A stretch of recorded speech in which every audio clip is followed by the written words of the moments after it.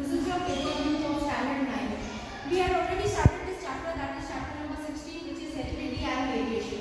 इसमें हम जो है 4 important main points ये टॉपिक में पढ़ेंगे. The first one is the Mendel principle of heredity. ये actually last पीरियड में मैंने स्टार्ट कर चुकी थी. इसके आगे का जो है कंक्लूजन मुझे बताना था, इसलिए मैंने फिर से एक बार इसका explanation the.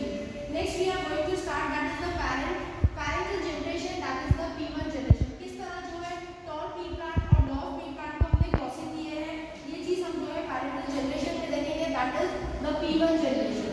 The next generation is the first allied generation, that is the F1 generation. ये सारी जो है बातें मेंडल ने ही बताई है. And the last which we are going to study, that is the second allied generation, which is your F2 generation. Shortly मैं आपको बताती हूँ कि उन्होंने कैपिटल टी दिया था, कैपिटल टी स्मॉल टी दिया था, उससे उन्होंने दिया था capital T and next we had to see small T. This already cross between two and which give capital T and small T. यही डिग्रेमेटिक जरिए से जो है ये पूरे मेंडल ने अपने एक्सपेरिमेंट को कंक्लूड किया है. Yes, my dear students, we had already started this chapter number 16, that is your heredity and variation. आज फिर से मैं एक बार आपको हेरिडिटी का मतलब बतलाना चाहती हूँ. Heredity is nothing but it is the passing on of physical और mental characteristic genetically from one generation to another. That means passing of characteristic from एक जनरेशन से अनदर जनरेशन में. And what do you mean by the term variation? Variation मतलब क्या? Variation is nothing but it is a slide और it is a change और slight difference in the condition. मैंने इससे पहले हमेशा जब लेसन समझाती हूँ मैं आपको एग्जाम्पल देती हूँ कि human have different coloured eyes and dog have different colour length tails. This means that number 2 member of a species are identical. The difference between the individual in a species is called as variation. और ये difference जो दिखाई देते हैं आपको किस में? Between an individual, इसको हम क्या कहते हैं? In an species. किस में देख रहे हैं? स्पीशीज़ में. इसको हम वेरिएशन कहते हैं. नाउ मूविंग अहेड, हमने पहले भी देख चुके हैं इनहेरिटेंस के बारे में. Heredity that is characteristic and their appearance. हम जो है अब पढ़े that is the Mendel law of inheritance. और बचा रहेगा जो diseases due to chromosomal aberration, वो एक स्टेप बाय स्टेप हम जो है पढ़ेंगे. Earlier we have seen that there is a great variation within the every species in nature. हर एक में जो है बहुत सारे वेरिएशन दिखाई देते हैं नेचर में जितनी भी स्पीशीज़ पाई गई है. ये चैप्टर में shall study the factor that give to rise to this variations को. Moving ahead now, अब हम देखेंगे, ऑलरेडी हमने लास्ट लेक्चर में जो है मेंडल प्रिंसिपल ऑफ हेरिडिटी लिए थे. ये एक बार मैं इसका रिविजन लेते हुए आगे का पूरा पार्ट को कंप्लीट करती हूँ. Genetic material is transferred in equal quality from कहाँ से? फ्रॉम पेरेंट से प्रोजेनी. प्रोजेनी मतलब क्या? From parent to their offspring. मैं हमेशा आपको कहती हूँ प्रोजेनी मतलब ऑफस्प्रिंग होता है. Are nothing but they are the young born of living organism produce either by a single organism और in the case of a sexual reproduction 2 organism are form. Now आगे मैं बढ़ती हूँ. प्रिंसिपल ऑफ ये heredity are based upon this facts. क्या बोलता है? अगर दोनों भी parent make equal contribution to inheritance of the characteristic, चाहे वो हमारा मेल हो या फीमेल हो. अब इनहेरिटेंस एक वर्ड आया है. What do you mean by inheritance? Inheritance is the process by which genetic information is passed on from parent to child के अंदर. इनहेरिटेंस डिस्क्राइब करता है किस तरह how genetic material is passed on from parent to child के अंदर. So यहाँ पर वही लिखा है कि if both the parent make equal contribution to inheritance of the characteristic. कौन से characteristic? Which characteristic will appear in the progeny. कौन से कैरेक्टरिस्टिक प्रोजेनी में मतलब बच्चों में अपीयर होंगे.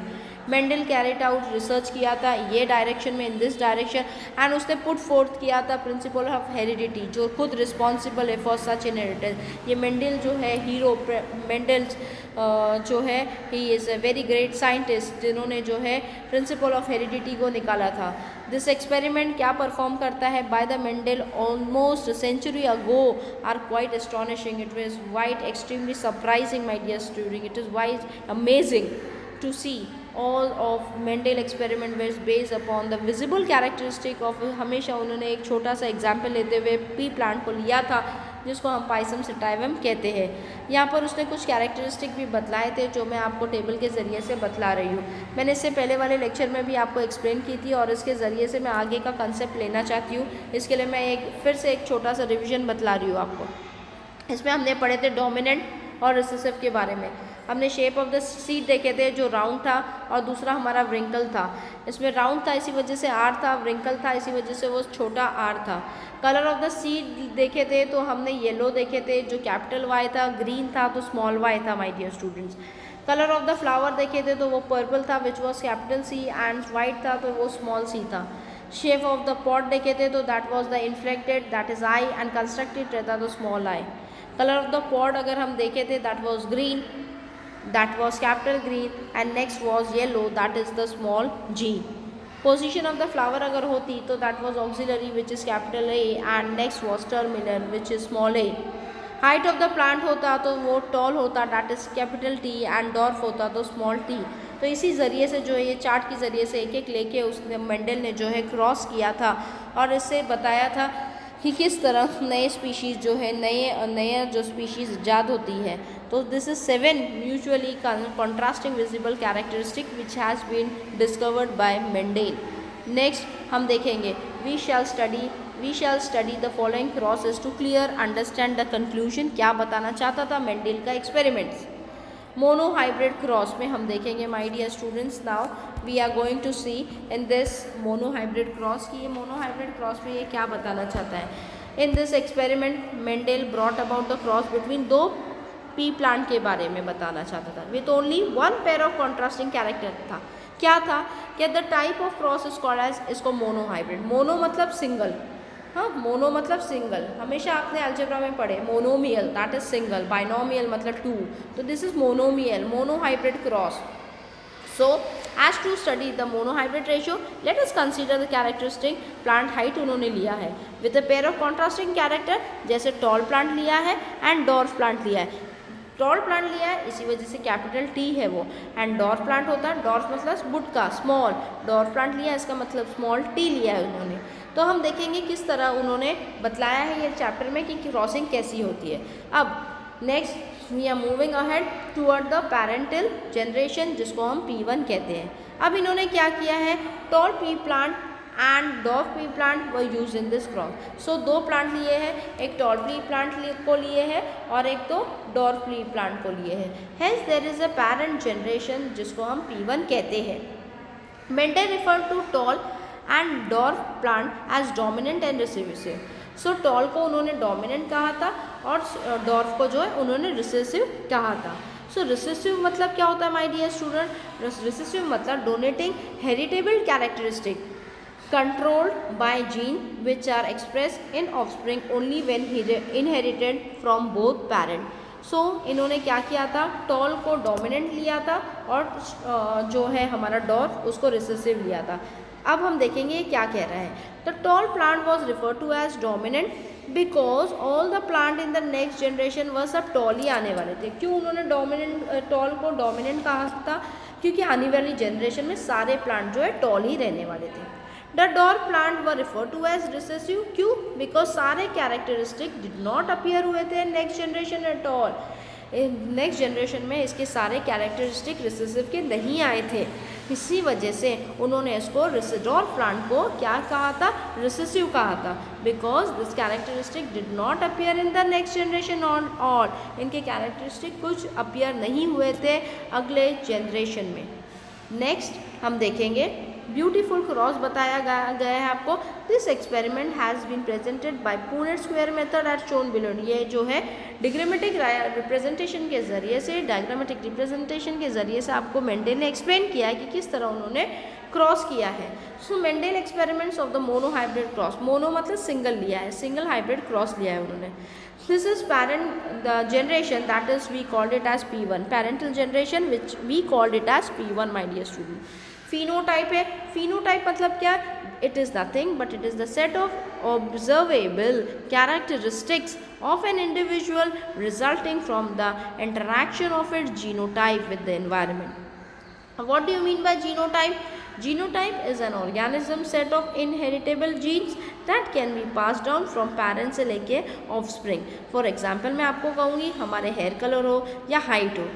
अब हम देखेंगे P1 जनरेशन में phenotype that is toll and dwarf. Genotype में यही टॉल कैपिटल टी हो गया एंड कैपिटल टी हो गया। डॉर्फ में यही चीज़ जो है स्मॉल टी हो गई, स्मॉल टी हो गई। जब मैं आपको एक्सप्लेन भी कर रही थी यही मैंने आपको बताई थी। अब जो गैमेट फॉर्म हुए capital T give rise to capital T, small T give rise to small T. Now first final generation filial generation F1 जो हमारा मिला है फिनोटाइप का, that is capital T and small T, that is capital T and small T, जिसको हम tall कहते हैं। यही बोला था कि tall T that is dominant जो है गिव राइज टू टॉल, पर रिसेसिव का कोई कैरेक्टरिस्टिक अगले जनरेशन में अकर नहीं हुआ था। नाउ पेरेंटल जनरेशन P2 में हम देख रहे हैं सेल्फिंग इन F1 जनरेशन में, फिनोटाइप में देख रहे हैं हम टॉल है, अगेन टॉल। जीनोटाइप में हम देख रहे हैं capital T and small T, capital T and small T. Gametes में capital T and small T, capital T and small T. अब आप देखो मैं किस तरह से आपको एक्सप्लेन कर रही हूँ, आपको बहुत ही अच्छे से ध्यान देना है ये टेबल को। First filial generation F2 generation जो फॉर्म हुआ है, अब देखो इससे हमने क्या लिए थे capital T and small T. अब ये टेबुलर फॉर्म में आपको बनाना है, this is the female gamete, this is the male gamete. So यही कैपिटल टी और स्मॉल टी को मैंने सेपरेट कॉलम में लिए, यहाँ कैपिटल टी आ गया, यहाँ स्मॉल टी आ गया, यहाँ कैपिटल टी आ गया, यहाँ स्मॉल टी है। अब आप उसको क्रॉस कैसा करेंगे, कैपिटल टी, देखो आपको मिलता है capital T that is tall. Next capital T with small t, देखो आपको मिलता है capital T small T that is again tall. Now नीचे वापस आ जाओ, small t with capital T, आपको मल्टीप्लाई करना है, क्रॉस करना है। You got capital T small t that is tall, again you have to cross, that is small t with small t, आपको मिल गया dwarf that is the recessive one। so इस तरह से आपने क्रॉस किया है, कैपिटल टी को capital T से, कैपिटल टी को स्मॉल टी से, स्मॉल टी को कैपिटल टी से एंड स्मॉल टी को स्मॉल टी से। इस तरह आपको कितनी भी क्रॉसिंग, बड़ी से बड़ी क्रॉसिंग हो, आपको इसी सिस्टमैटिक जरिए से आपको क्रॉसिंग करनी है। नेक्स्ट हम देखेंगे डिपेंडिंग अपॉन दिस ऑब्जर्वेशन, आपने देखा beautiful table, Mendel propose that the factor responsible for inheritance of the characteristic are present in the pair में ये दिख रहे हैं आपको। Today we refer to this factor as gene, और हम क्या बोलते हैं ये चीज़ को कि ये it is nothing but it is a factor as gene.